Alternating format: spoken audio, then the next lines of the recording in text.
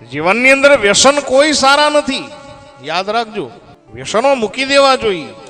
કોઈ વ્યસન સારું નથી. બાકી આ જે પીણું તો સાદા, આ તો ટોપિક આવ્યો એટલે મેં લીધો, નહીં મારે કોઈ જરૂર પણ નથી સાહેબ. હા, અમે તમને બહુ ગર્વ સાથે કહી શકીએ કે સાહેબ અમે આવું કોઈ પણ વસ્તુ નહીં, પાન માવો બીડી કોઈ પણ વસ્તુ, તમાકુ નહીં સાહેબ, દાણાય નહીં, પછી ક્યાં વાત રહી? કોઈ વસ્તુ નહીં, લેવાની જ નહીં. અને આજ જ્યારે ટોપિક આવ્યો ત્યારે કહેતો જાઓ. ઘણી બધી બહેનો છે ને અમારા ઉતારે આવીને કહેતા હોય કે બાપુ થોડુંક સુધરે તો કંઈક બોલજો. વ્યસન મુક્તિ માટે અમારી પાસે સ્પીચ લેવા માટે ઘણા બધા માણસો આવતા હોય, બાપુ આવીને તમે થોડુંક બોલો. વ્યસન કોઈ સારું નથી. ઘણા નથી તમાકુ ખાતા, અને બધાની રીત અલગ અલગ હોય. પ્રવીણભાઈ, હા, તમાકુ ખાતા હોય ને એટલે એ તો વળી પાછી આમ તમાકુ બનાવીને વળી આમ કરે. આ શું છે ખબર? એ ભગવાનને કોલ આપે, હું બહુ જલ્દી તારી પાસે આવું છું.